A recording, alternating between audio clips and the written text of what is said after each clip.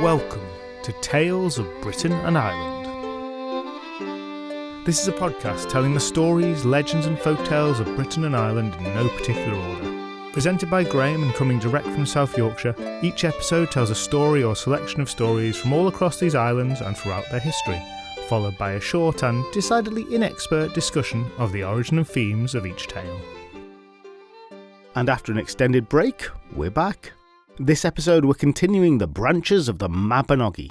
I've squeezed all of the third branch into this admittedly very lengthy episode. But before we get into that, I've got some news which I am very excited about, but which will only be relevant to a very small percentage of you. I have my first ever live event. It's on Saturday the 27th of May 2023, sometime in the late afternoon, and I really couldn't ask for a more appropriate venue. It'll be at the Centre for Folklore, Myth and Magic, and that's in Mabinogion, a town which is technically in West Yorkshire, but has the traditional Yorkshire-Lancashire border running right through it. I've entitled the event Demons, Darkness and Deadly Damsels, and I'll be telling two stories I've told already on the podcast, and from that title you might be able to work out which ones, though I hope the live tellings are significantly different. The exact timing is yet to be arranged, but I'll be making announcements on all my social media, so please do follow me there if you're interested. And who knows, if it goes well and there's interest, maybe I'll come to somewhere nearer to you in the future. Genuinely would be great to hear from anyone who would like to come to a live show so I can gauge interest, though I'm well aware that many of you will be listening from places outside of my travel budget, at least for the moment. I should also say that if you're anywhere even vaguely near Mabinogion, even if you can't make my event, the Centre for Folklore, Myth and Magic has so much stuff going on, an absolutely packed programme, and I'm sure you would find something there that you would enjoy. So if that applied to you, fantastic. For the vast majority of you who it did not, let's get on with the episode. The third branch of the Mabinogi. Oh no, wait, a couple of things. A very brief side note about terminology here. I have used the term Mabinogi and Mabinogion throughout these episodes. Mabinogi is definitely the correct one, but Mabinogion is very widely used despite essentially being a transcription error. I think in this episode I've continued to use both a little bit inconsistently, but in some ways they're both kind of right now because even though it's an error, the term Mabinogion is very widely known. Right, the first of many asides there. As always with these continuing series, I'd advise you to listen to the previous ones before starting here, but I can't make you do so do as you like. Whether you have or haven't, I'm still going to give a recap. Given the release schedule on the podcast, I realised the first branch came out almost 5 years ago, so a reminder is necessary for everyone, not least of all me. But rather than recap the whole stories, I'm only going to give you the points that I think are pertinent for this story. For the first branch and the second branch were pretty separate, different stories, but characters and events from both now combine to make this new third branch, which is not how tree branches work at all, but let's not worry about that too much. So, previously on Tales of Britain and Ireland. The first branch featured Poich, Prince of Devid, and he married Rhiannon, a woman who appeared magical at first, appearing on a time and space-defying horse, and then having a magical space-defying bag, bigger on the inside than the outside. And this bag of holding she used to defeat Gwawl, a man who was her betrothed. The defeat wasn't very subtle. Poich put him in the bag and beat him up until he agreed to stop being betrothed to her. Win. Now, as time went on over the course of that story, Rhiannon seemed to become less otherworldly. It's not commented on in the narrative, but she just seems to shed her magical powers and seems more human. Now, Rhiannon and Poich have a son. There's lots of shenanigans around that, to use a totally inappropriate word. I'm not going to recount them here, but eventually all is good, and their son, Pryderi, is fine. He grows up to be a great guy, good at everything, and in pretty much a footnote to that branch which I really glossed over at the end of the last episode, Poich dies. No details given on that, but Pryderi, his son, becomes ruler of the kingdom. Your classic primogeniture. It's not mentioned then, but Rhiannon is 100% still alive at that point, and doing alright for herself. So, in the Kingdom of Dyfed, in the southwest of Wales, you've got Pryderi ruling, Rhiannon being his fairly sprightly Queen Mother. Then we had the second branch, in which Pryderi makes a blink and you'll miss its appearance. In that story, Bendigeidfran, or Bran, king of the Britons, and a giant, leads an army of almost all the fighting men of Britain into Ireland, and Pryderi goes with that army. They leave behind a kind of skeleton staff. The country is left under the care of Bran's son, next in line to the throne. Don't worry if you don't remember that bit, it was a minor point of the last story, but a more important part of this one. Anyway, a war happens, and it's gruesome and huge, and pretty much everyone dies. You could, I suppose, consider it a victory for the Britons. Like, highly technically, if you were a psychopath. But all the many Britons who died really couldn't. And by the end of the story, only 7 of them are actually left. Of those survivors, one is Pryderi, and the other one we need to worry about for this story is Manawydan, King Bran's brother, whose pronunciation I have changed slightly since the last episode, but which is certainly still not right. In fact, let's break off here to have a little word on pronunciation generally. I'm not a Welsh speaker, I certainly can't roll my R's. For that matter, I have problems pronouncing TH properly in English, as you might have noticed. Therefore, please do not take these as the correct pronunciations. I've put some links on my website to pronunciation guides by actual Welsh speakers who also have some fantastic folklore content. Go and check those out. For any of the Welsh speakers listening, I hope you can forgive me and enjoy these stories anyway. But, quite genuinely, I understand if you cannot. So, where were we? Oh yes. Manawydan and Pryderi are among the survivors. The 7 survivors limp back to the island we now call Great Britain, and they call the Island of the Mighty. There's some otherworldly, wibbly-wobbly, timey-wimey, Jeremy-Beremy business that happens, but that's not so important for this story. As what is important is the fact that when they go to find Bran's son left in charge, well, he's been overthrown, and for all intents and purposes, murdered. That deed was done by a bloke named Caswallon, and he was the cousin of King Bran. He used an invisibility cloak to carry out his successful coup. And that brings us pretty much up to speed. The head of the giant king is now buried, and the survivors can now go about their business on this island, ruled over by the traitorous Caswallon, as we open the 3rd branch. Now, if you did listen to that last episode and are thinking, hang on Graham, 80 odd years has passed for them, why is Caswallon still alive? Well, I'm also wondering that too. It's not mentioned in the story, of course, but let's justify it by saying that for the survivors, 80 years of time had passed, but in the human world, it was but a blink of an eye. A kind of reverse being in fairyland rules. If you weren't wondering about that, don't worry about it. Okay, that's the recap over. Now we can finally start the story. Branch 3 of the Mabinogi. Except no, we can't. Because, ridiculously, I am compelled to give you just a little bit of a flavour of the story that is to come, especially compared to the previous Mabinogi stories. As I've just outlined, the previous branches of the Mabinogi have consisted of one series of high-stakes magical adventures, followed by an absolutely epic account of a magical battle. And in comparison to that, this branch takes a bit of a sharp turn. It has a real the executives messed with the franchise type feel to it. To get even more specific, I feel like the original writers were probably done with the series. They didn't want to compromise their artistic vision, but the studio wanted to squeeze some more money out of it. So they took the licensing and went to some well-respected writer, maybe in a different genre, who couldn't command as much money, and gave him, her or them, the characters, and said, work these into a tale, what happens next? And what you get is this. A tale that, it's not bad, it's definitely not bad, I wouldn't tell it to you if it was. It's got lots of iconic scenes and character development and great bits. But some interesting narrative choices were made. And tonally, it's certainly a shift for the series. And that's the last I'll save it until the end. Okay, right now, many minutes into this podcast, let's get this story started. The 3rd branch of the Mabinogi.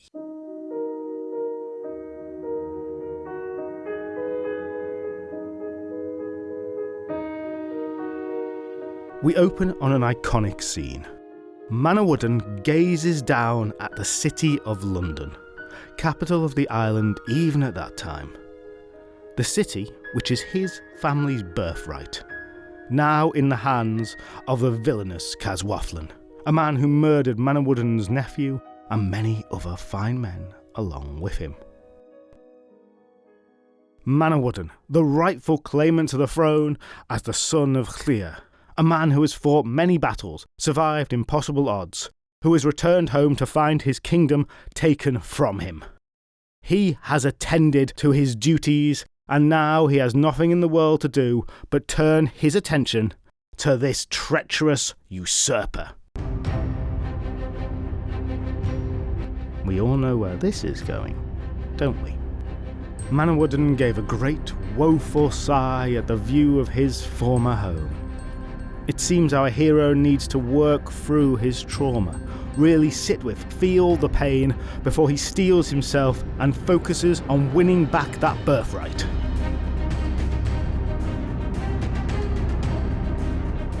He sighs a bit more, and a bit more after that, and generally looks to be in a state of despair and discombobulation. He very much did not look like a man who was going to snap out of it at any second, channel that woe into beginning a blood-soaked revenge quest. No, he looked like a sad and broken man, a man who wrung his hands and declared desperately, "Of all of us who have survived, I am the only one not to have anywhere to sleep tonight." And that was true enough. In fact, most of his companions had already left for their own holdings and houses, and only one remained alongside Manawydan. That one was Pryderi. He tried to comfort the should-be king. "Don't be sad. Everyone knows you've never asked for land of your own before." For indeed, Manawydan had not. Just his right to be part of his now deceased brother's court. And, Pryderi continued, "For that you are respected and known as one of the free, undemanding chieftains." Editor's note. Lots of things in Welsh mythology come in threes. I mean, a lot. I'm not going to go into the other two undemanding chieftains here. They usually don't. Just roll with it. "But I have nowhere to go," said Manawydan, self-pityingly, though not unjustifiably. Pryderi seemed very eager to set this right, though.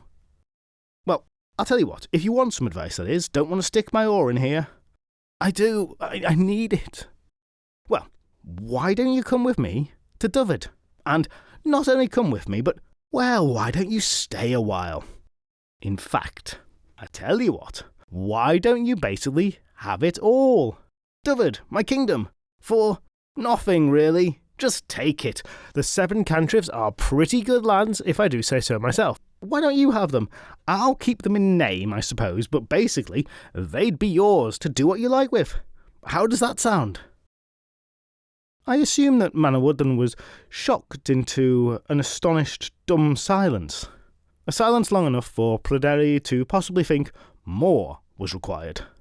"Tell you what, since Dad, Pwyck, died, my mother, she's been single. Why don't you have her too, into the bargain?" "Have her? Oh, you know, you don't have to, of course, but she is a fantastic conversationalist, a great wit of the age, and she scrubs up pretty well too, if I say so myself, by my own mother without it being weird." Editor's note. It was weird. I mean, she was a real knockout stunner in the day, but even now she's a pretty decent catch. This whole bit of the kingdom, and especially with Rhiannon, is so absolutely weird that I'm just not sure what to say about it. Maybe this is what happens when a son is raised separately from his mother, like Pryderi was, by 2 different families in fact. But I really don't feel that adequately explains it. Though as an aside, when I first drafted this story in my mind, I had a line about how this was a thing from the past that just hasn't aged well by modern standards. And then I chanced upon an advert for a reality TV show launching 2023 called MILF Manor, and I realised that maybe it was just my standards that were out of step with the rest of society. Anyway, this all happened. Pryderi seemingly offered Manawydan basically his whole kingdom and his own mother just to stop him being sad. I am not privy to the inner workings of Pryderi's mind here, but it certainly all seems odd. I want to give you an explanation. I don't have one.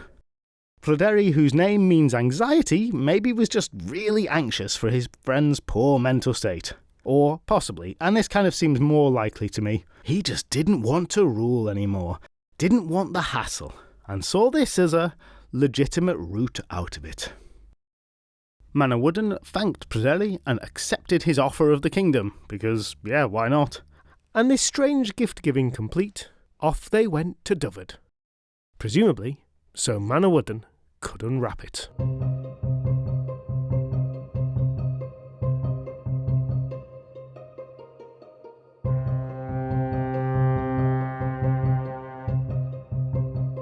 When they arrived, Pryderi was happily reunited with his own wife, Cigfa, after who knows how many years. The timeline is quite unclear, but it was a long time. And a great feast was held, because there's always got to be a feast. And of course at the feast was Rhiannon. And Manawydan spent some time getting to know the widow Rhiannon, who had already been promised to him in marriage by her own son, and I really can't do anything but present that as creepy as all hell. And he liked what he saw. In his eyes, he'd never seen a woman more fair and beautiful than her, even at whatever age she was now, probably significantly younger than him. Clearly he thought more of her looks than Pryderi did. Which, good, I suppose, in this whole messed up situation. Pryderi didn't fancy his own mum as much as Manawydan did. And then came what should have been, by my reading, the most awkward moment, where Manawydan leans over to Pryderi and says, "I accept your proposal." And Rhiannon, who's right there, gives an innocent, "Ooh, what proposal's that then?" And Pryderi's all, Mum, I offered the entire kingdom and your hand in marriage to Manawydan. And he's accepted. With a big smile on his face, like this wasn't the most outrageous thing to do. But despite my continued attempts to make this seem weird, it was apparently nothing of the sort, because Rhiannon had clearly had some very good vibes with Manawydan at the feast, and she gave a great enthusiastic, "Oh, that's brilliant, I'd love to." And before the feast finished, Manawydan and Rhiannon snuck off for a bit of nookie. Which, given how things have progressed so far, I imagine Pryderi noticed and gave a big thumbs up to his good friend and mother.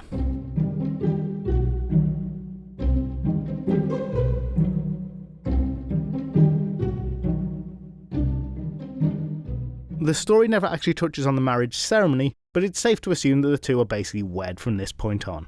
And Manawydan's emo phase, where he was sad about his family's kingdom being stolen from him and all his kinsmen being slaughtered in one way or another, but not sad enough to do anything about it, well, that seemed to pass. He had a kingdom and a wife now, and apparently that was enough. And for Pryderi, Cigfa, Manawydan and Rhiannon, life was good. They wandered around the kingdom, enjoying themselves, hunting and feasting, and in that time the four of them struck a strong friendship. They spent all their time together, enjoyed the rich bounty of the kingdom, a kingdom that was so recently stripped of so many of its people who had died in that war, and which, possibly because of that, was now abundant with game and honey and fish, and maybe crops, but they don't really get much of a look in here. This is your typical heroic keto diet for these guys. Generally, this close-knit family were having the greatest of times. There was just one awkward issue here, one fly in the ointment. You see, Dyfed was a sub-kingdom of wider Britain. It owed allegiance to the ruler of the island. That ruler was, of course, Caswallon, the usurper king. And as part of that arrangement, your typical tribute and homage type system was in place. The rule of the sub-kingdom would have to go and show everybody in a public setting that you were the sub-king and this guy was the over-king. The king-dom? No, forget I said that. And everyone agreed that you acknowledged he was in charge and no one was going to be weird about it. This ceremony was part of the whole deal, and if it wasn't observed, Mr. Invisibility Cloak might come a-knocking with his sword. And if Manawydan had been the legal, technical ruler of Dyfed, then this might have been more of a problem. But Pryderi was still king in name. I'm not quite sure how this arrangement worked precisely. I think Manawydan maybe got to make the boring decisions, but also the good stuff. Food, horses, whatever else there was. Really at the edge of my knowledge here. And that Pryderi just got the title, but that's all he wanted, because ruling bored him. But I'm really making a lot of guesswork here. It's quite opaque in the original. But when it came to the Caswathland situation, Pryderi was fine. He had no problem genuflecting, and generally being all humble to our opportunist king. He journeyed to Oxford, and either Caswathland didn't know about Pryderi playing host to Manawydan, the surviving legitimate claimant to the throne, or he didn't care, because he was happy to accept Pryderi's grovelling. I'm unsure if he acknowledged him as a war hero, or chided him for being part of the band of people who'd got huge numbers of Britons killed for no apparent gain. Or possibly he thanked him for doing that so that he had the opportunity to step in and become king. However that whole deal went down, the two parted on as good a terms as possible.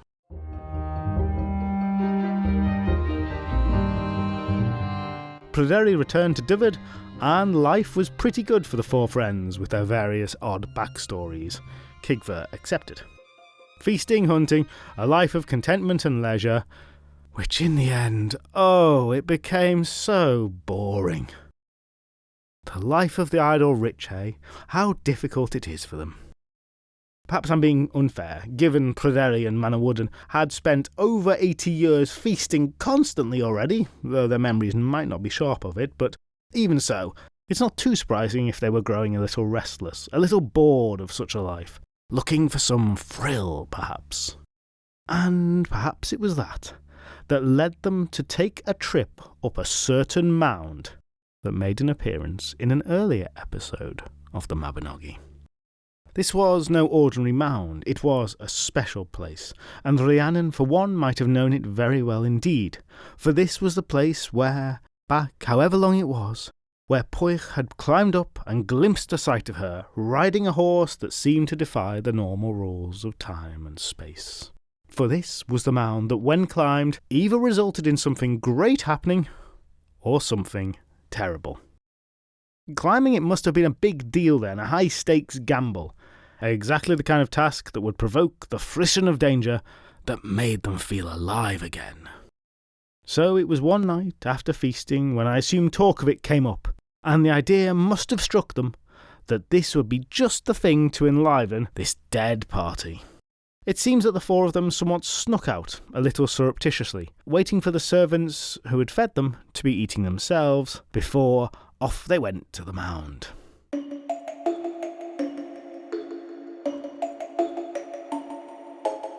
And yet, despite leaving the servants behind, our four steadfast companions did not go alone. A number of noble hangers-on went with them, people who were game for some life-changing experiences atop a magical hill. Or at least who didn't want to admit to their mates that they weren't that keen on risking everything on a mystery box hilltop surprise.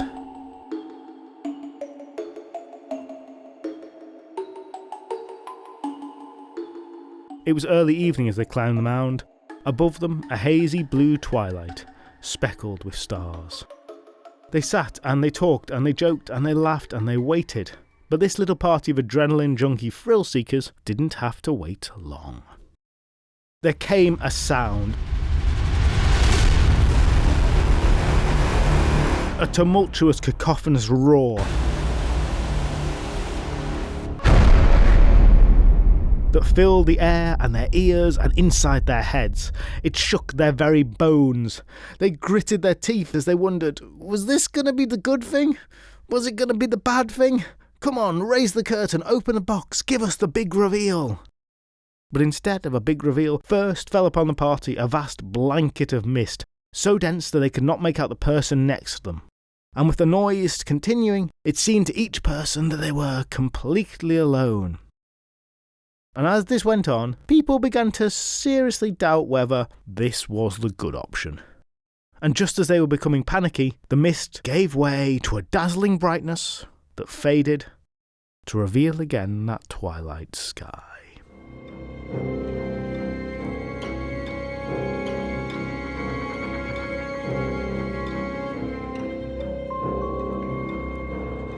The change was stark. Manawydan looked out across a bewildering sight. The shape of the land in front of him was as before, its contours, its trees, its fields, all the same. But the first thing he noticed was that all the fires of the evening, of which there were many in this busy place, all those fires had, it seemed, been snuffed out. And as he sought to find them with eyes he first of all thought must be playing tricks, he realised that not just the fires, but the farms and homesteads about them, they too seemed to have been extinguished. He could not make a one of them out, nor the herds of animals, all gone. He looked around at his companions, and was shocked to find that of all the brave and foolhardy noble folk who had come on that big gamble up the hill, only 3 others remained beside himself: Rhiannon, Pryderi, and Cigfa. All others were gone.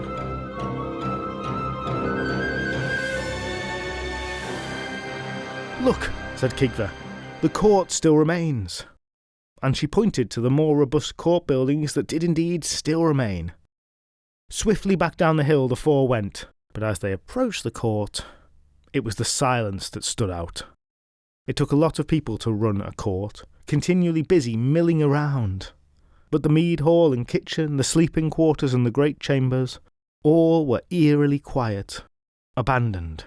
Paradoxically, they seemed smaller, as empty familiar spaces often do. Usually so crowded, they were now crossable in just a few steps.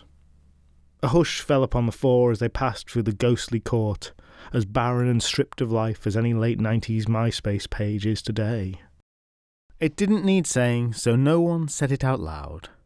But it was clear now that this time, the bad thing had happened when they'd gone up the mound. Now, one move they didn't make here, which I thought they might, is nobody suggested going up the mound again. You know, to see if the good thing happens this time. Suddenly, they'd all become risk-averse. Instead, they spent a strange night in that unfamiliar, well-known place, and woke to the songs of the birds. The wily creatures were already taking advantage of the absence of people to feast upon the food that had been left on the tables, servants' meals half finished. And the 4 of them left this Mary Celeste of courts behind them, went out to explore the rest of the country, packing up provisions with them. Without horses, they had to wander for days across the realm, seeking out any sign of life. But the land was barren, devoid of dwellings, people, anything representing civilization, aside from those few buildings of the court. Now, while the animals were gone, it was the domesticated ones only. The wildlife remained, and very quickly seemed to be prospering. Now, lest you misunderstand, let me be clear. It was not the whole world that was devoid of a soul but them, because outside of Dyfed, life went on as normal. To the rest of the world, I imagine it was a kind of invisible barrier that no one was quite acknowledging. As this went on, it seems the other inhabitants of Britain made no attempts to settle the presumably rich, abandoned lands now available to them. They stayed out. Possibly just avoided talking about it, avoided thinking about it, maybe couldn't think about it. The barrier wasn't impassable exactly. It was just people didn't go over it. Life continued with a Dyfed-shaped hole nobody ever acknowledged.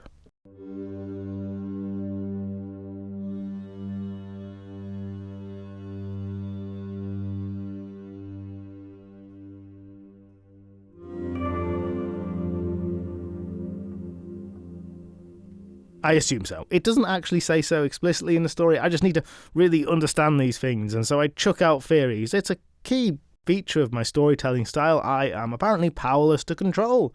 It's not in any storytelling advice manuals, though. I can tell you that much for free. The point is, Dyfed was left alone, abandoned apart from our protagonist quartet. Let's return to them. This gang of 4 eventually established as much as I have told you about what happened, and not much else besides. They seemed disinclined to return to the hill, once bitten, twice shy, but this land was their home, and indeed their province to rule over, though the technicalities of who ruled it between them now seemed rather immaterial. For was it important if it was Pryderi or Manawydan or even one of the women? Can you imagine? for there was no one and nothing left to rule over. Perhaps they took it in turns to be monarchs of this nowhere land, for they did not wish to leave it, and they fell into a kind of hunter-gatherer existence, fishing, gathering honey, eating animals, that protein-heavy diet again. Still getting along absolutely famously. I'll mention again those 80-plus years of feasting with only a few people previously, so normal stuff for the guys, and Rhiannon clearly had something unusual going on with time, and Cigfa seemed to be easygoing. So, despite the fact that lots of people they knew very well were missing, presumed dead, in some highly mysterious and terrifying manner, they enjoyed their idyllic cottagecore non-vegan lifestyle. I mean, it wasn't like they could do anything about what had happened anyway. May as well make the most of it. And soon a whole year had passed by for them in this rural idyll, and the four of them were very happy indeed.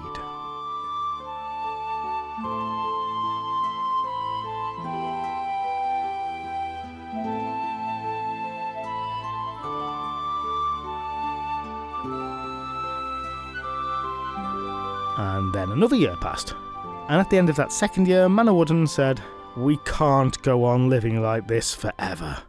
And everyone nodded in much agreement. What happened during that second year will be left to the listener as an exercise to complete, but by the end of it, they were all certain that they wanted to be somewhere else. Somewhere a bit more lively, perhaps. Somewhere maybe with some other people.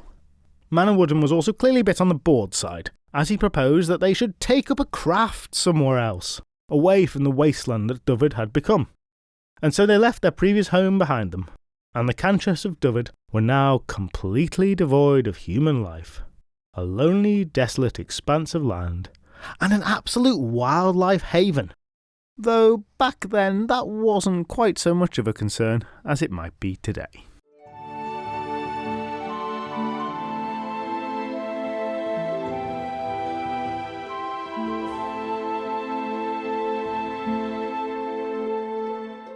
Now listener, I feel that the events that come next are somewhat jarring in terms of the story, so I want to prepare you a little. Because from this life of feasting, leisure, and wilderness living, these magical warriors, they decide that their best option now is to kind of adopt an upper middle class lifestyle, and see how that works out for them. A little experiment in seeing how the other half lived, or at least the decile immediately below them. Life in the rest of the Island of the Mighty still very much continued as ever. People getting on with the business of birth, marriage, deaths, and the business that occupies 90% of time in the middle of all that. Business. Or, more simply, work.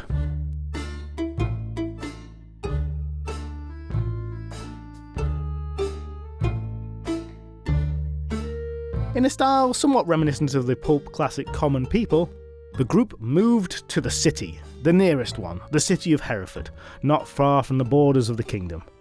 And there, they got a job. Well, started their own business, which is sort of the same thing. They started to make saddles. Fine saddles, particularly notable for the pommel. The pommel is the bit of the saddle you grab onto, suggestively. Manawydan made them from a fine blue enamel. This USP he had apparently learned watching Llasar Llais of Newid, who, if you remember, was the giant who was pally with Manawydan's brother, Bran, and whose wife gave birth to fully grown armoured warriors, and who apparently did some saddle making on the side. Maybe. So in the original tale, that name is not actually exactly the same name as that giant, it's just very close. There is some debate, but for the purposes of this tale, I'm now going to assume that they were in fact the same person. And watching him make saddles was enough to give Manawydan a taste for it these decades later. And the people of Hereford, those in the market for saddles at least, they ate it up. You see, Jones has got one of those saddles with the blue enamel knobs on. Looks very impressive. Horse seems to like it. Ladies like it. Talk of the town. Really? Well, if Jones has got one, I'll need one as well. Get me one with knobs on. The order book was soon full to bursting. I don't know the exact details of their operation, but soon the four of them and anyone they were employing were working double shift overtime to fulfill all of the orders. A true family-run business success story, and enough to make them forget for a while about all the people that were still missing, presumed magically murdered. Soon the images of the four of them were on the front cover of every business periodical on the Island of the Mighty, with glossy double-page spread profiles written by fawning journalists asking for their 10 secrets to success, their daily routines, their investment portfolio tips, or they would have been had such publications existed. This entrepreneurial success story, like so many entrepreneurial success stories, really was a riches to riches tale. So, Mr. Mabclear, oh, you can call me Manawydan. Manawydan, tell our readers, how did you come up with this innovative idea? The enamel blue pommel? Well, you know, a lot of hard work. I worked my way up from the bottom, a lot of late nights. I think the word genius is a bit overused, but people, not me of course, but people have mentioned it in connection with me. If you want the full story, I suppose, I was at my brother, you know, the old king, the giant Bran, I was at his court, like a regular guy, just hanging out with his other giant friend, who was showing off saddle making, and I copied that. Yeah, that's right, the guy who had the cauldron of regeneration, you've heard of him. Regular dude, me. He taught me, so I suppose in some ways I owe my success to that, but I think more honestly, it's genius. But the group's meteoric rise in the saddling world of Hereford was about to come crashing to earth. For there were other saddlers in the city, or there had been, but now their sales were rapidly plummeting to zero as their customers left in droves. These saddlers got together, just some business associates having a quiet lunch, and they drew their plans against our protagonists.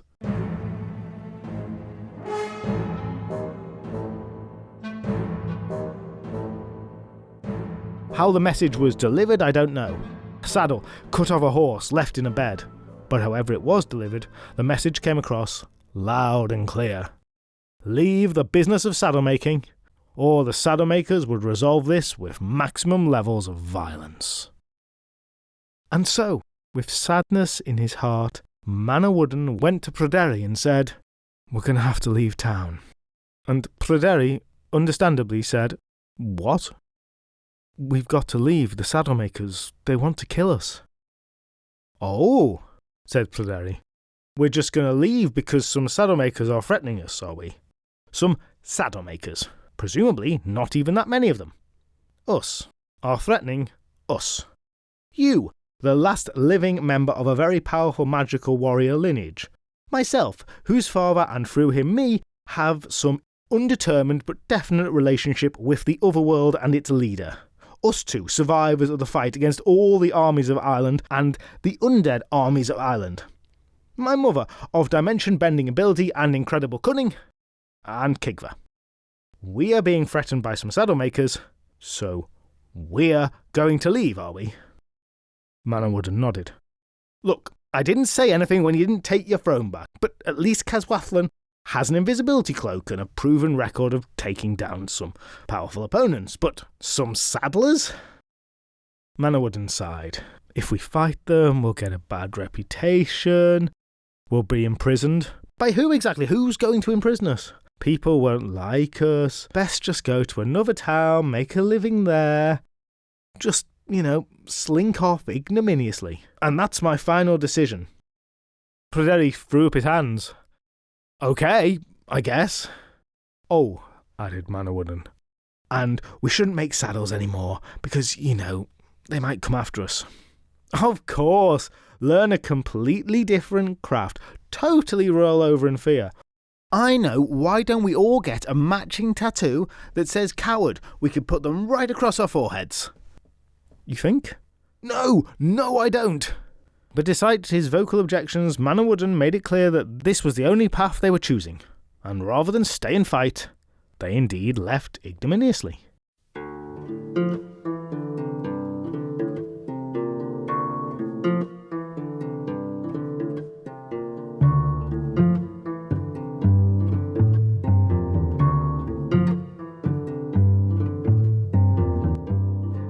"What craft should we take up now, then?" asked Pryderi. "Shield making," said Manawydan confidently. "Do you know anything about shield making?" "No," said Manawydan, who was now clearly deep in the tech bro mindset, as he replied, But how difficult can it be? We'll give it a go. Pryderi rolled his eyes. What Rhiannon and Kigva thought of all this is unrecorded. And despite Pryderi's doubts, the shield-making startup was just as successful as the saddle-making before it. They used the same blue enamel colouring on the shield bosses, and they successfully disrupted the whole shield-making industry in their new town.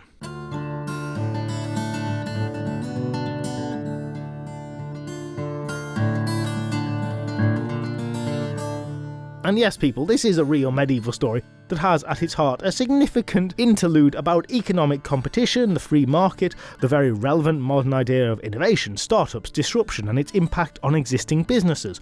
Good news for the customers, bad news for shield makers. It also touches upon something not much discussed now about how the quote-unquote free market is not some natural law but requires the coercion of the state to support its existence. And no such ideologically minded state existed in this town. For those damn freedom-hating lefty socialist shield makers, they got together. And in the words of Scottish economist and capitalist poster boy Adam Smith, people of the same trade seldom meet together, even for merriment and diversion, but the conversation ends in a conspiracy against the public. And so, in this case, the Shield Makers Union wanted everyone to buy their crappier old shields that they'd spent their lives working on and hadn't got a big part of the idea from a giant, and, make their livelihood again. And so they decided that they'd do the obvious thing and kill these market disruptors. Which, it's definitely a solution to the issue. Taxi firms, hotel owners, take note. Once again, I assume that a shield boss was left in a bed. Once again, Manawydan came to Pryderi. My friend, we're going to have to leave. No. Some shield makers? Let's see how well their shields do against my axe. Do you know, Manawydan, that on the day I was born, I was abducted by a giant, possibly disembodied claw, and I survived that. My mother was put on trial falsely for my murder, and she survived that. And now you want all of us to be scared of some craftsman. We are building a life here. We can get 2 houses for us with white picket fences and become patrons of the local Rotary Club with our earnings, Manawydan. Isn't that what you wanted? But no, the tiniest bit of challenge and you're going to give all of this up. Make us flee again. Look, if we make trouble, Caswaflan will hear of it and he'll come for us. That's it, isn't it? You're scared of him, terrified of him. We're going to give up our lives again because of your fear of him? I went and saw him. He was fine with me. So what if we cause some disruption? If it's in self-defence, I'm sure he'd understand there's no law against making good shields. Manawydan, we can't let these communists win, can we? And anyway, if he does object, he took your throne. Maybe it's time we... No, Pryderi. We're going to go to another town and tackle another trade. Pryderi threw up his hands again. Oh, I wonder what'll happen when we turn out to be preternaturally good at that trade. We'll have to just leave all over again, won't we? Ah, no, said Manawydan. For this time, we'll take up shoemaking. Shoemakers are meek and cowardly and will not have the heart to fight us, so this time we'll be fine. And listener, to me, that line is hilarious because it's actually in the story and...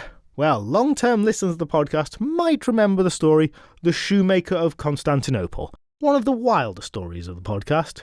And if that's anything to go by, well, Manawydan's thoughts on the meekness of shoemakers, well, sufficient to say they certainly don't match the character of the shoemaker in that episode.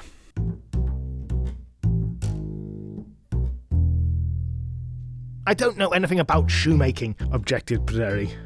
But I do. I'll teach you how to stitch, and I've got a plan of how we can disrupt this market. And Manawydan was really into this one. He did have a plan. They wouldn't tan the leather, they'd outsource that. They'd focus on using the best quality leather. He made friends with the goldsmiths who made buckles for the shoes. And he watched the goldsmiths, learned the process himself, and then he started doing the goldsmithing. Which, in a time before intellectual property rights, seems like pretty sketchy behaviour. And I've got some sympathy here with the people whose livelihoods this party of innovators were casually ripping apart. Pretty soon, the sons of Clea branded shoes became the only shoes to buy. Air Jordans had nothing on these. But of course, the shoemakers were not the pushovers that Manawydan had thought they would be. So a day came pretty soon when Manawydan had to go to Pryderi and tell him the oh-so-surprising news. Word about town is that the shoemakers want to kill us. Really? How unexpected, deadpanned Pryderi. Another town then? No, said Manawydan. I think this time it's back to Dyfed.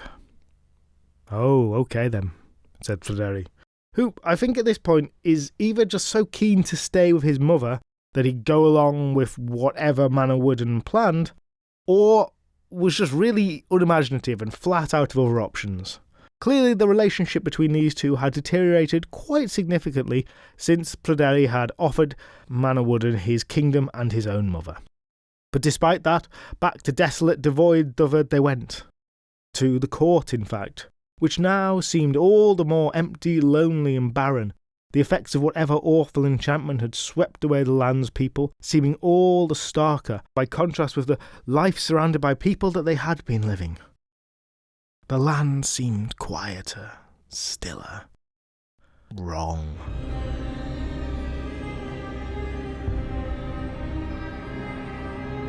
But this seemed to be all that there was for them. As an aside, I really wish we knew what the women were doing/thinking here, but we don't. It appears that they were simply going along with Manawydan's decisions. He was the most senior, and that seems to be how it worked.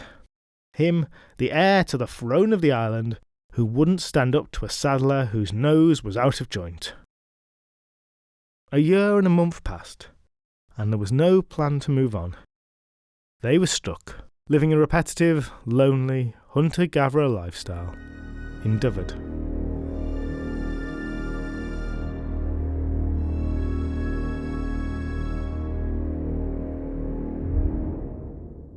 Quick note, listeners, this is probably the place I would have split the episode if I was going to do it as a two-parter. We're slightly more than halfway through the story now, but there's the discussion section at the end as well.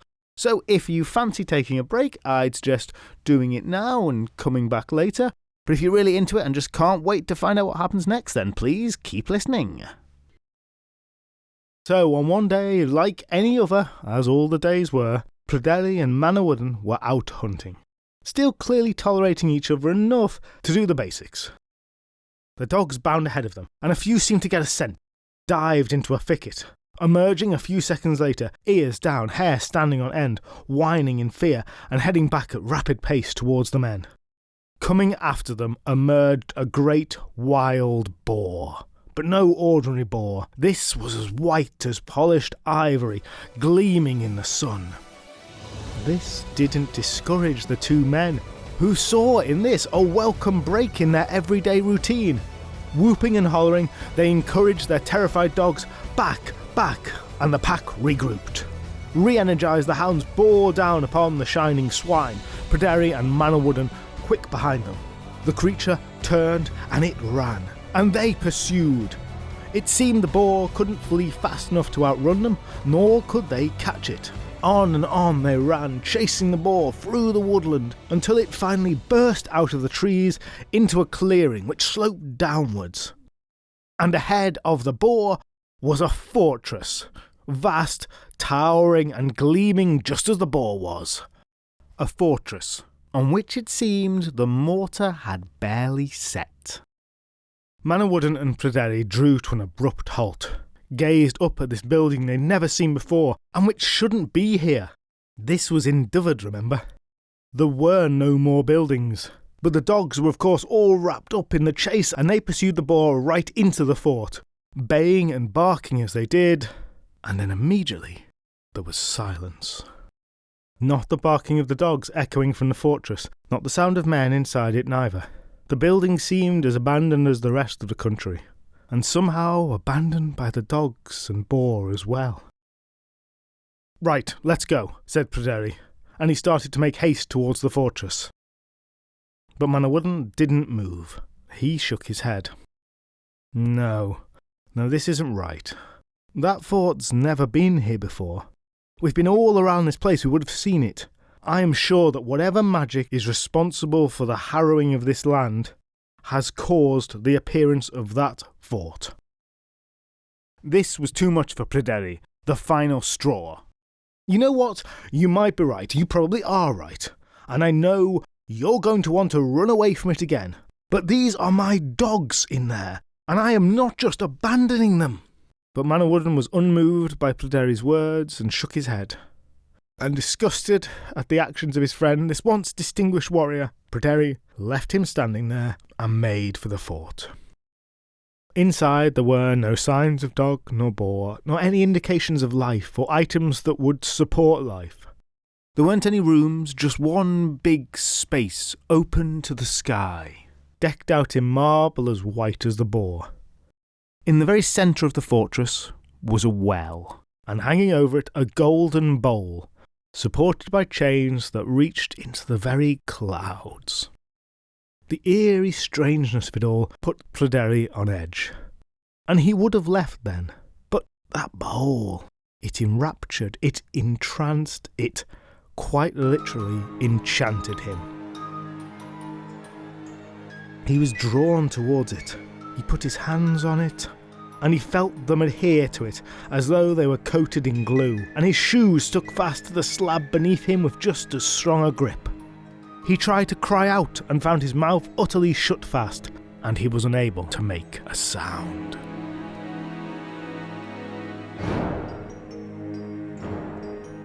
Manawydan waited until evening, and with no sign of Pryderi or the dogs, he abandoned them, returned to the court buildings where they made their home. Kigva must have been off doing something else, having crazy Kigva adventures.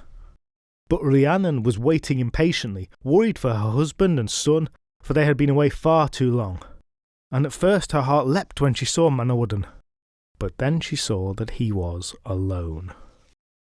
He was honest with her, told her the full story as he knew it, that the last he saw of her son was entering that fort.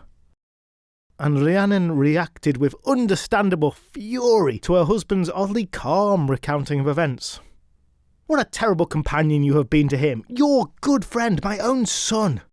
Now perhaps she thought of all the other times he'd retreated from conflict. She shook her head at him as frustratedly as Pryderi had, and out of the court she went. "Where are you going, woman?" "To get my son back, of course. Are you coming or not?" It was now or never, really. Time for him to make a choice. And Manawydan stood there, making no attempt to move. Utterly disgusted, Rhiannon set off in the direction he'd indicated the fort was. She found it easily, and entered filled with furious determination. And of course she found Pryderi there gripping the bowl, and up to it she went, shook him. "Come on, let's go."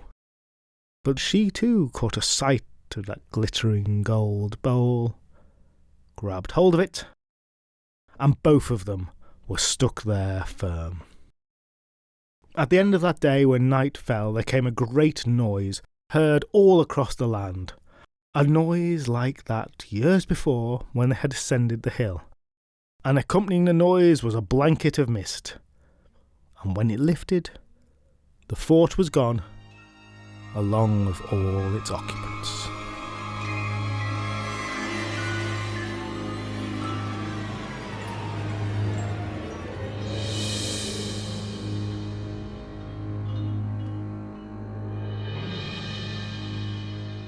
Now, I don't know how much Manawydan told Kigva. It's not at all clear to me how much he explained his role in the disappearance of her husband and his own wife. She was certainly pretty damn distressed to find them gone. Very, very upset, in fact. Her only constant companions of all these years disappeared. But Manawydan stepped up. He told her that he would take care of her. Somehow he found the gall to say that he had been a good and true friend to Pryderi, and he would be just as good and true a friend to his wife. Which, oh my goodness, that is a hell of a line to spin given how he'd actually acted. But she bought it hook, line and sinker, probably good that she did. And while it was a pretty bad time for her, she did eventually pull herself together. And now, without the dogs and without Pryderi, maintaining a life by hunting was going to be hard. Manawydan had to make them a living, because apparently making a living wasn't a thing that women could do, or at least noble women could do. And he was straight back on the shoes again, with those golden buckles. And he actually became known as one of the 3 golden shoemakers, which, yeah, it's not a lot, but it's strange that it happened 3 times. So, a recap at this point. After all the people of Dyfed had disappeared, the 4 of them had lived in that abandoned land for a couple of years, then they had left for other towns, moving through 3 separate towns practicing crafts, then they'd come back to Dyfed, lived there for a year, then Pryderi and Rhiannon had been taken, and Cigfa and Manawydan were now going to leave Dyfed again, go to some town, and practice a craft. It seems like they were kind of out of ideas.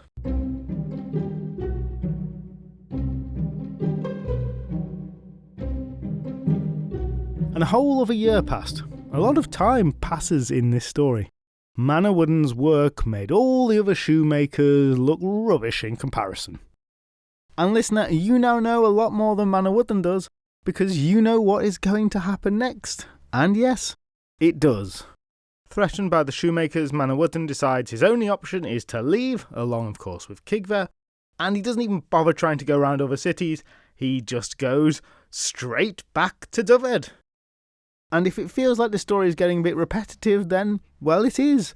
And I could say that this was the result of some lazy storytelling, but actually, I like to think this represents the real-life challenges of someone in Manawydan's situation. A man who is just completely out of ideas, lacking in any general direction, vacillating from one thing to another, none of them bringing him the satisfaction or the conclusion that he so needs. I'm sure that at least some of you can empathise with that. But now at least he had a new plan/hyperfixation. For this time, he used his profits from shoemaking to buy some snares, some fishing gear, and most importantly of all, a huge load of wheat. Because apparently he was now all about that Stardew Valley organic farming life. He went fishing, he started to trap animals, and most importantly of all, he began to work the soil. Soon he had a small wheat field, and then another, and then a third. And apparently he was as good a farmer as he was at everything else he turned his hand to. Everything that didn't involve being a friend and a husband, I mean, but work-wise, he was great. He sowed his wheat, and he waited for the seasons to pass.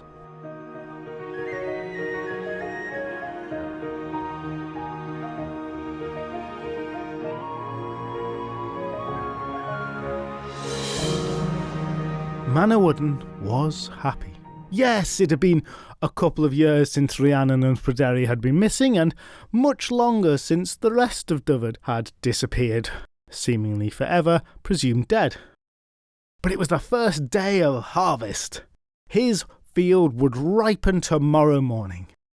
He looked over it. He sighed contentedly. This life with just one other person was probably far better than having taken back a whole kingdom in a revenge quest. That sounded like a lot of hassle. He was content with his fields.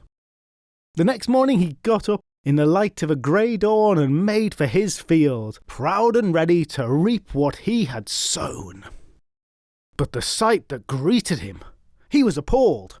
For while there was a field of wheat in front of him, all the ears, the good bit of the wheat, all the ears had been broken off. A field of naked stalks was all that was left. Manawydan was deeply shocked, but he did have 3 fields. He pulled himself together.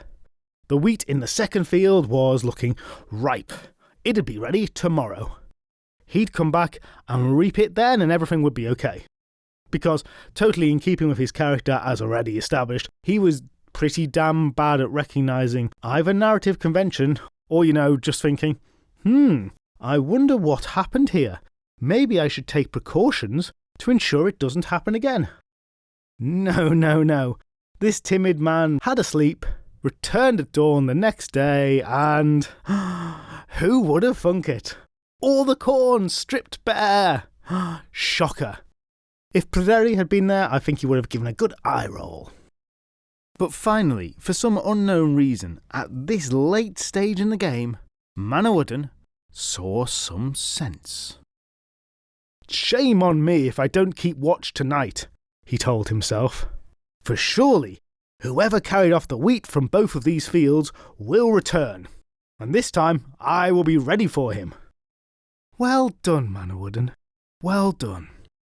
And so he gathered his weapons, returned to the field as night fell.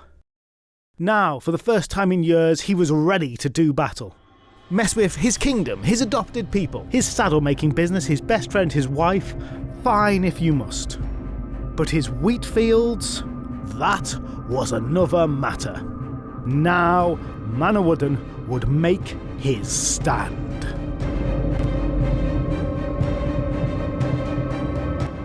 He waited in the darkness, prepared for mighty battle with whatever thieving monster lurked in the night. As midnight grew close, there came a sound, a cacophonous, tumultuous sound, akin to that on the mound or when the fort disappeared.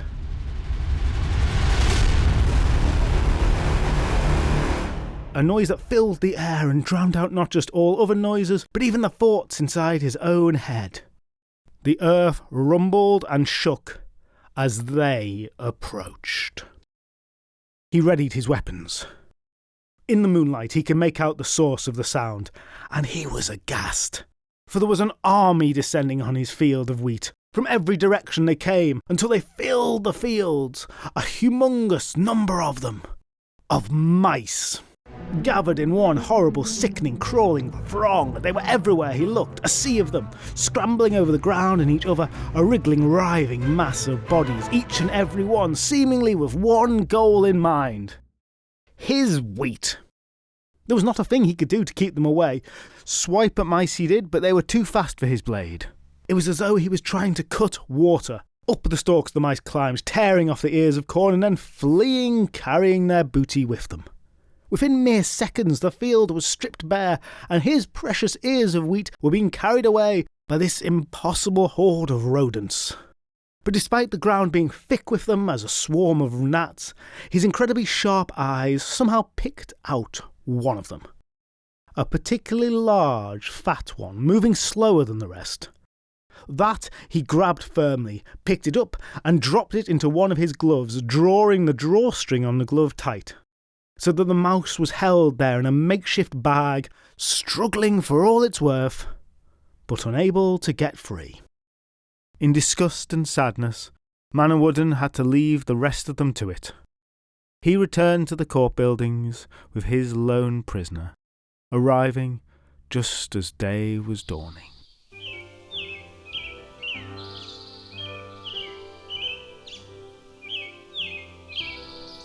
Kigva was just rising herself and was understandably surprised to see Manawydan returning home at this time, and surprised further as he hung his glove on a peg, a glove which was moving around frantically of its own accord. "What do you have there?" she asked.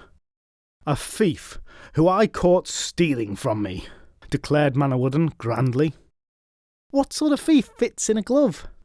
And rather than being deliberately obtuse as I thought he might, Manawydan explained it all to her, finishing with a, "And this one I shall hang tomorrow, as thieves should hang."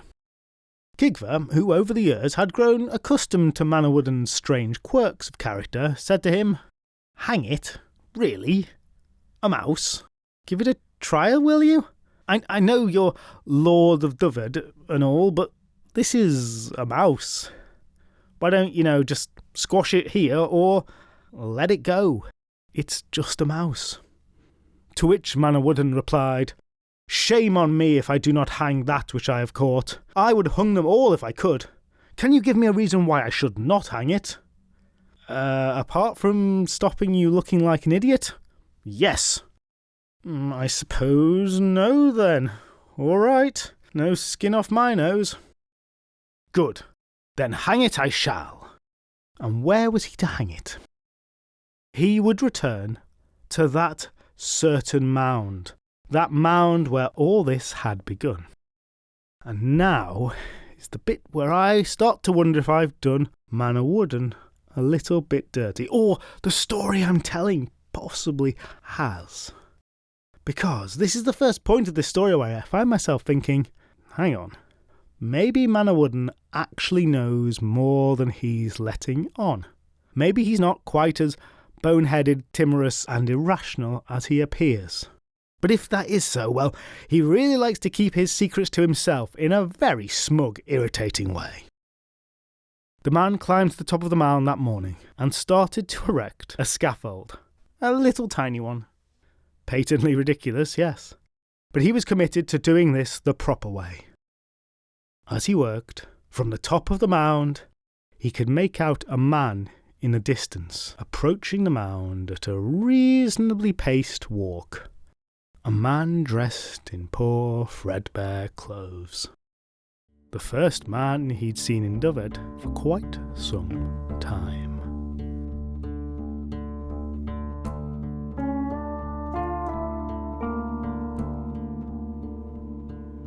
Now, before we discuss the identity of this man, I'd like to take an aside and inject a little discussion of chronology here. In the first episode telling the tales of Mabinogion, I told you that Dyfed was a real Welsh kingdom existing after the Romans left to around about the time of the Norman conquest.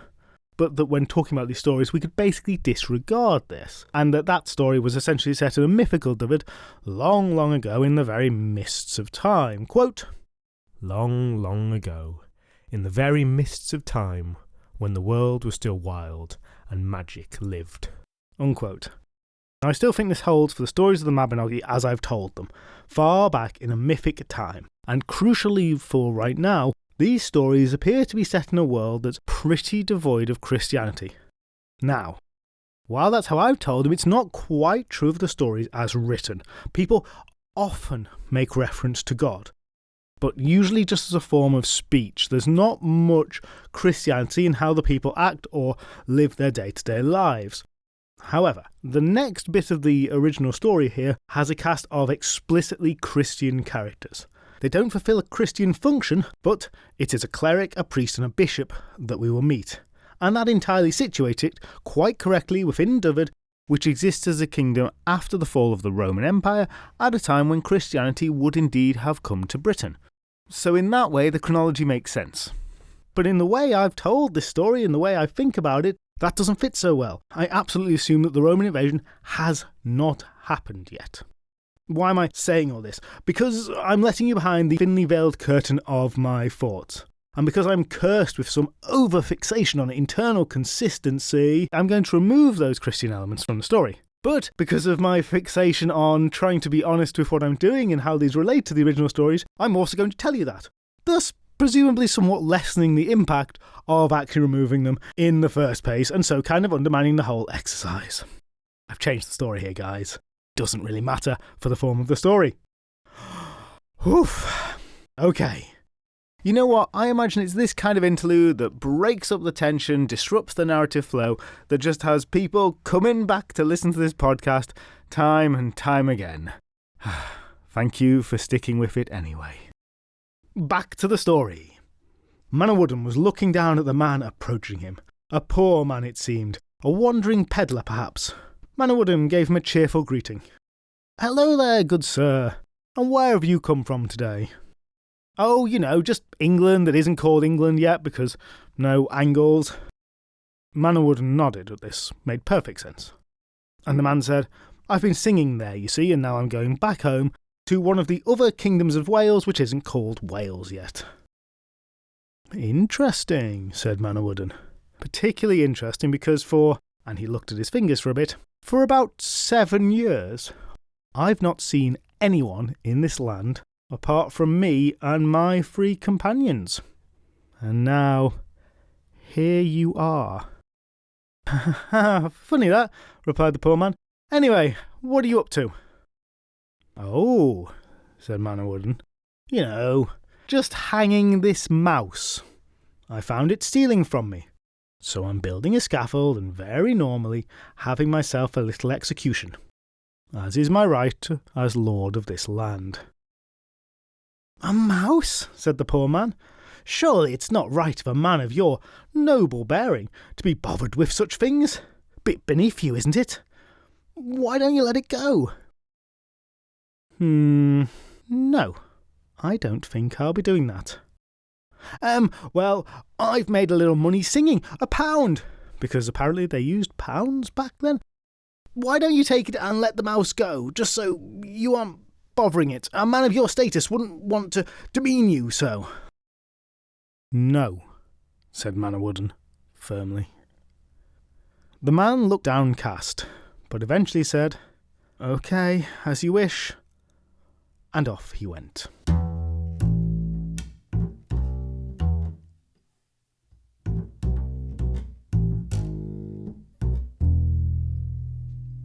Manawydan whistled a little tune as he attached the tiny crossbeam to the scaffold he was constructing. And lo and behold, what was this? Another man! 2 in a day! Would wonders never cease? This one was on a horse, approaching even more rapidly than the first, and he was wearing rather finer clothes. A well-to-do merchant, perhaps. "Good day to you." "And good day to you, sir. Lovely day." "Lovely." "And what are you up to?" asked the merchant innocently. "Building a scaffold to hang a mouse that stole from me." Perfectly normal behaviour. The merchant looked all aghast. "A man such as you defiling yourself with such work? That's not right. I'll give you £3 if you let it go." Manawydan cast the man a withering glance. "I want no payment except to see justice done, thank you very much, sir. I'll let you be on your way wherever it was you happened to be going." The merchant looked downcast, but said, "Well, okay." And he turned and rode back the way he had come.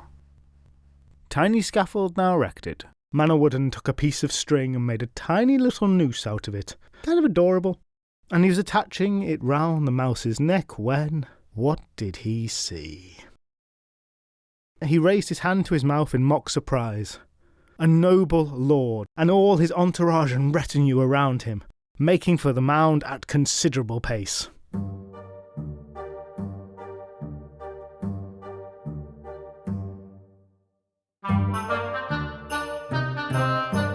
"Hello there," he called out. "Well met, sire," said the noble lord.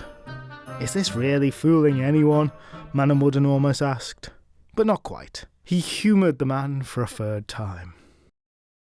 "Just passing through, are you?" Precisely. Oh, and what are you doing?" "You know, hanging a thief." It's just a mouse." "It is a mouse, and it stole from me, and therefore it should hang. That's the law. And it's about to. Right now." The noble began to really panic now. £7 if you don't do it, to save you the embarrassment." Manawydan almost laughed. "No, I will not. £24. Another withering glance. No, not that much again. The nobleman gestured around and seemed to be flailing for options. He gestured to the horses that accompanied him. "Every one of those horses and all the baggage on them, with all my gold and jewels and other noble stuff I've brought with me." Manawydan raised the struggling mouse up, string around its neck. "No." "Then what do you want?" "I thought you'd never ask." Manawydan looked the man dead in the eye and held his gaze steady. "The release of Rhiannon and Pryderi." The nobleman's face fell. He paused, but only for an instant. "You shall have it." "But that's just for starters," said Manawydan, still tightly clutching the terrified mouse, the scaffold hungering for it. "What?" spluttered the not really a nobleman. "What else could you possibly—" "Remove the enchantment from the 7 cantrips of Dyfed and return them to their previous state before all this began." Yes, of course, I'll do that. Just let the mouse go." "One more thing." "Yes?" "Who is this mouse, exactly?" And he dangled the fat mouse threateningly. The supposed noble hung his head. "She is my wife." "Your wife?" "And she is pregnant with my child. That is how you came to catch her." "Catch her stealing from me. said Manawydan, still not quite ready to let the stealing go despite the man's clear responsibilities for some rather larger crimes. Yes, she was stealing, yes. And who are you? I am Llwyd, and as you have ascertained, I place the enchantment on Dyfed, on Rhiannon, and on Pryderi. Those two have been imprisoned in my court since the day they disappeared. He sighed, and backstory tumbled out. Look, I have a reason for all this, you know. I am a good friend of Gwawl. You remember Gwawl, right? Listeners, if you don't remember Gwawl, here's some context. He was the one who was tricked by Rhiannon to play Badger in the Bag with a magic bag, which basically consisted of him being beaten up until he gave up his betrothal to Rhiannon at his own wedding. The whole scheme is one which was kind of cloaked in artifice, cunning and magic, but which really just involved a lot of straightforward violence. Now, Manawydan wasn't there, but he had heard of it, and he interjected. Isn't it true that it was promised that no vengeance would ever be sought there? Llwyd looked a little shamefaced. So this is revenge for Gwawl's treatment. And how does this result in you turning your wife into a mouse? Look, it's not just me on this. When my courtiers found out that you were still here, Rhiannon's husband, they wanted revenge. And they all asked to be turned into mice. The men at first, but then after the second night, well, the ladies of the court also demanded it, because being turned into thieving mice is apparently great fun, which certainly checks out. They all stole from me, said Manawydan. Yes, they all stole from you, conceded the great and mighty sorcerer, Llwyd, looking a bit embarrassed. So now, he said, if you let my wife go, I'll free your friends and all the people of your land like you've asked for. Manawydan thought. No. What? No. Now, at this point in the story, a lot of questions are occurring to me. Like, how exactly did Manawydan know all this? Why does the incredibly powerful sorcerer not just strike him down? Why didn't he take Pryderi and Rhiannon and indeed Manawydan when he took the other people of Dyfed? Why does Manawydan trust him to make any deal at all? Can't he just strike him down after getting the mouse back? And I think the answer to all these questions is basically magic is opaque and unknowable, and the rules of it doubly so. And here something, quite a lot of something, is going on beneath the surface that we, the audience, your storyteller, and anyone who would be listening are just not privy to. I see this as almost a kind of magical jewel here, and we don't know how it's working or why it shakes out like it does. We can just see what is being said and can infer some stuff from that.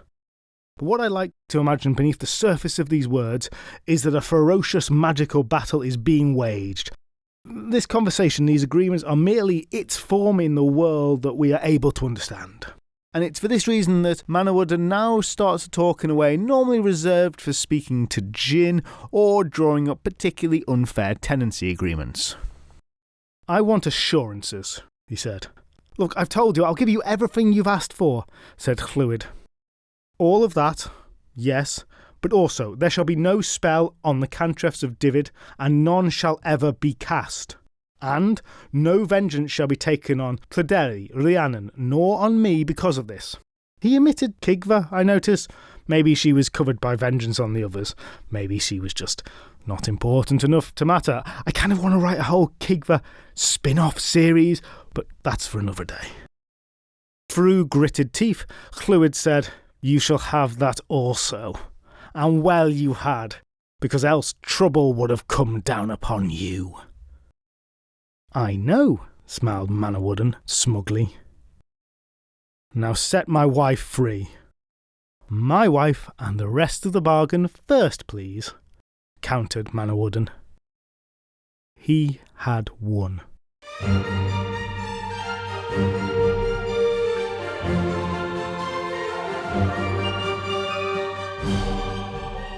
Rhiannon and Pryderi were suddenly there with him, no longer stuck to a bowl, and they were able to speak, and they did so, presumably in a mixture of relief and confusion, and possibly still being quite angry with Manawydan, even though he had freed them now. That bit goes unsaid, and I am intrigued to learn what happened there, but we don't find out. And looking out from the mound, Manawydan could see all the land inhabited again, houses and fields and cattle and horses, and of course, people. He released the mouse, who ran back to her husband, who struck her with a magic wand and transformed her back into a beautiful pregnant woman. And then without further word, he and his retinue turned and left Dyfed behind him forever. After everything that has happened, this is where the story ends. After all these not very exciting adventures, learning about friendship, the limitations of the free market, enterprise, tricksy wizard tricks, Pryderi, Rhiannon and Manawydan went home to Cigfa and began to rule the land again. I'm not sure if they'd learned anything, but perhaps they were a little more grateful for the rich, well-off lives that they had, and however bored they might feel, they were not compelled in any way to go up that mound ever again. And so ends this branch of the Mabinogi.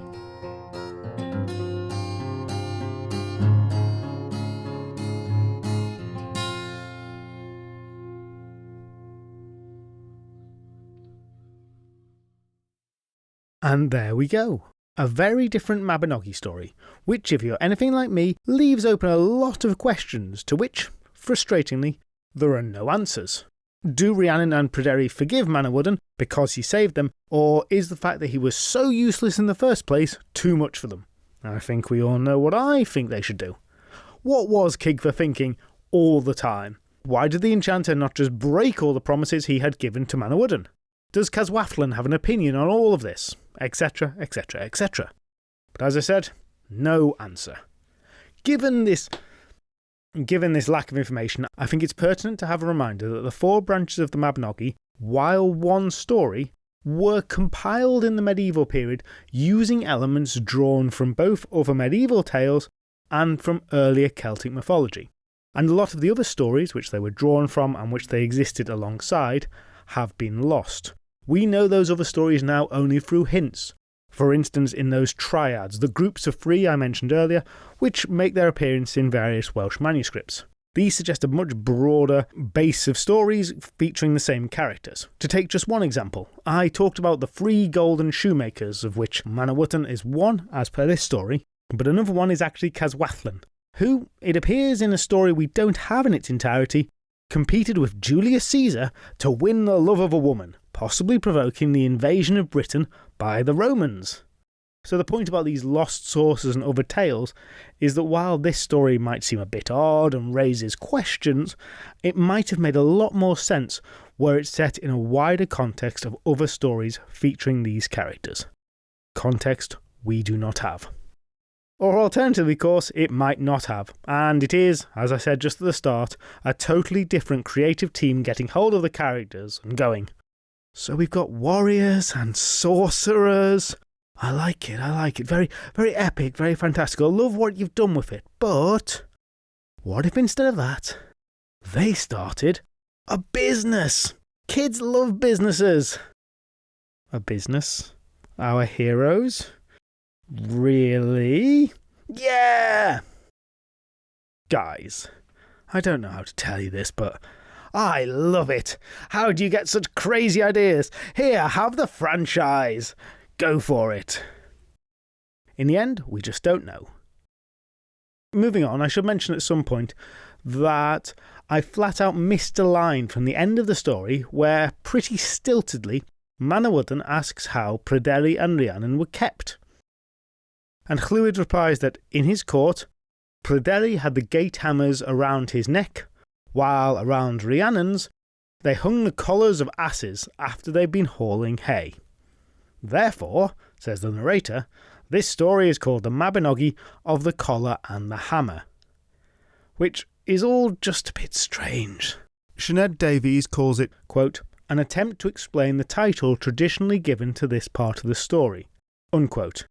It seems that in some version of this tale also lost, this element was maybe much larger, justifying the name, or there was an entire other reason for the name being this. But that is, of course, pure speculation. I left it out because it really didn't seem to make a lot of sense. Taking a look now at some of the other aspects of the story. This is the second and final appearance in the Mabinogi for both Rhiannon and Manawydan. We don't find out what happens to them after this story. Now, these are two of the characters and two of the most prominent ones who many theorise are based off of old pagan gods. Manawydan having some connection to the undeniable Irish/Manx god Mananan Maclia, same dad there you see, and Rhiannon being connected to a number of goddess or goddess-like figures, including the horse goddess Epona and the Morrigan from Irish mythology. It's even been suggested that the appearance of the two of them in this story is part of a, quote, myth wherein the sea god mated with the horse goddess, unquote. Mated is a very strange word there. Anyway, it's fair to say that the exact nature of the connection between these characters and any pagan gods is highly speculative, and I'm not endorsing the reality of any of it, nor denying any of it. There is certainly a lot of debate. My inexpert summary of the overall understanding we have of this is that yes, they probably were based on older gods, but to what extent, and even the names of the gods they might have been based on, is highly up for debate. Quite possibly they share very little in common with those earlier deities. Now, turning specifically to Rhiannon. Aside from passing mentions in a couple of other works to the birds of Rhiannon, which pretty awesomely wake the dead and send the living to sleep, which sounds very dangerous, I've now told on this podcast all the stories of Rhiannon that are known today. And if you think about what she's done, clearly there is a big leap from that figure, who is mostly human most of the time, to a goddess figure. However, Rhiannon as a goddess is something that's really caught people's imagination in the modern world. So she crops up a lot in the 20th and 21st century in neo-pagan belief, where she is treated as a goddess often, and also as a character in fantasy literature. It's therefore quite likely that the goddess Rhiannon is more a reality today than in the medieval period when these branches of the Mabinogi were written down. In fact, a goddess Rhiannon might be more important now than she has been at any point in history. Rhiannon is, without a doubt, the figure from all of those in the Mabinogi who has a life outside of it that's transcended it.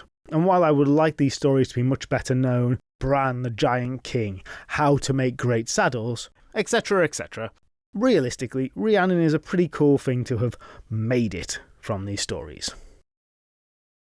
Turning to the rest of the story, and indeed the main conflict, the enchantment placed on Dyfed. There is some theorising that this is an example of a much broader theme from medieval literature, the theme of, quote-unquote, the wasteland. A theme that is pretty famous as these things go, helped in no small part by the use of this theme in the poem of the same name by T.S. Eliot, one of the most famous poems by one of the most famous poets of the 20th century. The theme of the wasteland has some similarities to what happens to Dyfed in the story, but also diverges in some important ways. In stories which feature a wasteland, the land is, well, self-explanatory, a land that is devoid of life, but in particular the area around a court or a castle is devoid of life, usually with one or a few inhabitants remaining in that court who are the victims of the curse on the land. The people who live outside of the court and just disappear and die, they're not the cursed ones, they're just collateral damage. This is a particular staple of Arthurian stories. And actually something very similar crops up in the one Arthurian story I've told on the podcast so far, that of Sir Tarquin in the Manchester episodes. Though more typically it focuses around a character called the Fisher King, who lives in that castle in the centre of the wasteland, and he usually has a wound in a place that would make one barren and infertile, that has made the land barren and infertile in a kind of sympathetic way. You also get a similar idea in Irish mythology. The Battle of Magmacrama features an infertile land that's brought about as a consequence of a bad decision by a ruler. Though once again, similar but not quite the same. Dyfed in this story is certainly unpopulated, but it's not a wasteland in quite the same way, and the rulers themselves aren't suffering and don't appear to have made any terrible decisions, apart from the one to go up that mound. However, quite possibly this is all part of an interlinked theme which scholar Will Parker calls an empty land theme. Now, I'm indebted to Will Parker for pointing out the link between this story and another Irish one, the expulsion of the Déisi. While the parallels are not exact, the way that he chooses to describe the expulsion of the Déisi does make it sound very similar. Quote, "It begins with the unfortunate kindred being uprooted from their original homeland by the depredations of the High King Cormac's son, an adversary too powerful to effectively avenge. A parallel with Manawydan's reaction to Caswaflan can be discerned here. After this, they wander in search of a homeland, facing at every turn the hostility of those whose lands through which they pass." Unquote. So in those broad strokes there are certainly some close similarities, but I think more pertinently than this, he points out that the historical kingdom of Dyfed was founded by Irish invaders in the 300s AD. That is real history, but those Irish invaders are probably the people represented by the story, the expulsion of the Déisi. Parker goes on to suggest that the similarity of the stories and the themes might mean that, quote, "the core of the third branch might be seen as the foundation myth of a Welsh-Irish royal house of Dyfed," unquote. Which I think is pretty cool if true. It means that in this tale we've got something that stretches back many hundreds of years. Though I should emphasise that even if it is true, it would only be the very core of the tale, which remains. The actual third branch I've told you, written down many centuries later, is rather different, and it doesn't really help us date the origin of the story, which presumably could have come long after the dynasty was founded. But it's still an intriguing and very real possibility. However, I'm going to raise as a sort of counter to this, and more to just show the level of uncertainty around the origin of these stories, Byron Hughes makes a compelling argument that actually the enchantment of Dyfed is a pretty straightforward metaphor for the Norman invasion of Deheubarth. Deheubarth is a successor kingdom to Dyfed. He refers to a reference in a contemporary chronicle which, quote, "tells us that folk were sent by King Henry to the land of Dyfed and seized the whole cantref of Ross and drove away all the inhabitants from the land," unquote. In this theory, that depopulation is represented by the enchantment. And perhaps even more convincingly than that, you might remember that in the original tale, the enchanter disguises himself as a bishop at the last, not a noble like I had it. And Hughes manages to find 2 bishops who played very central roles in the responsibility for those clearances, therefore making one or both of them a perfect analogy for Llywyd the Enchanter. This certainly makes the whole bishop bit of the tale make a lot more sense if it is such a straightforward analogy. Finally, he completes his theory by comparing Manawydan to Gluthuff, who leads a rebellion against the Norman Flemish in Deheubarth and eventually makes peace with none other than a bishop. All of this sounds like a very neat, compelling argument, but certainly a very different one than an origin tale of the dynasty of Dyfed. It's just about possible, though, that both could be true. And the point I'm making here is not to dismiss one author or the other. I am very much inexpert and have no basis to make such a comparison. The point is rather to say that multiple interpretations are available. Fundamentally, we do not know and can't really know, but there are lots of intriguing possibilities out there. Finally, just one thing to address in the story and how I told it. Manawydan's character. I was very harsh on him throughout, essentially for not wanting to fight, which doesn't say much for my moral character. But I find it interesting that, while done in a nuanced way, the story generally seems to be taking his side. Sinead Davies calls Pryderi hot-headed, a phrase with a rather pejorative connotation, and as far as I can see, that's what the story wants you to take away. Particularly as it's the impetuous Pryderi who is abducted and Manawydan who eventually wins the day, choosing the right action at the right moment. Various of the Mabinogi stories show the ill effects of violence, and I think in that context, having Manawydan be a pacifist hero certainly makes sense. However, when I told the story, the way it's structured and the lack of explanation for a lot of what he does made it quite difficult to tell convincingly in that way, plus it was just much more fun to pile criticism upon him. Okay, so this is the longest episode to date, and I'll look to sign off here. Todmorden, Centre for Folklore, Myth and Magic, 27th of May 2023, time in the afternoon to be confirmed. And of course, after that, I'll be looking to see if I can expand my live storytelling, despite remaining slightly unsure whether anyone actually wants it. A massive thanks to my patrons, all of you who have supported me throughout the years. I'm going to give a shout out to those who've signed up since the last episode. That is Annie C. Hickman, Charlie Gultiani Whiten, Blake Enos, Jack Mitchell, T. Klein 23 and Kelly M. It is the willingness of you guys to support me in telling these silly little stories that's given me the confidence to get out there and do some live storytelling, something I really didn't think I'd ever be able to have the confidence to do but a short while ago. Thank you all so much. And next I'm going to be working on a Patreon episode. If you're not a patron, you can sign up now and get all the episodes there, and you'll only ever get charged when I release a new Patreon episode, which will only ever be when I release a main feed episode. The next Patreon episode, I'm not quite sure what it's going to be yet, but I'm thinking maybe something a little creepy. For the main feed, I'll be back on my usual release schedule of approximately one every couple of months, though I'm always hoping I can speed that up. It never seems to happen. The next episode will be a Todmorden tale featuring witchcraft in honour for the Centre of Folklore, Myth and Magic, which you should get to if you can, not just for my storytelling, but generally. Thank you for listening, and I hope you can join me again soon to hear that tale.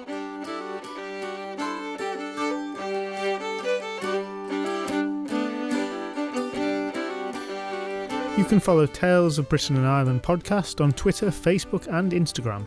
There's also a website, talesofbritainandireland.com, where there's a page for each episode which contains more information including illustrations, asides and recaps, along with other additional bits and pieces to explore. The intro music was written and performed by Alice Nichols, and the outro music by Mitch Keeley and Josh Newman, and you can find all the other musical credits on the episode page on the website. If you enjoyed this podcast, then please do share it with others or give it a review, as those really are the best ways to help us out. You can also join Tales of Britain and Ireland on Patreon to get extra members episodes.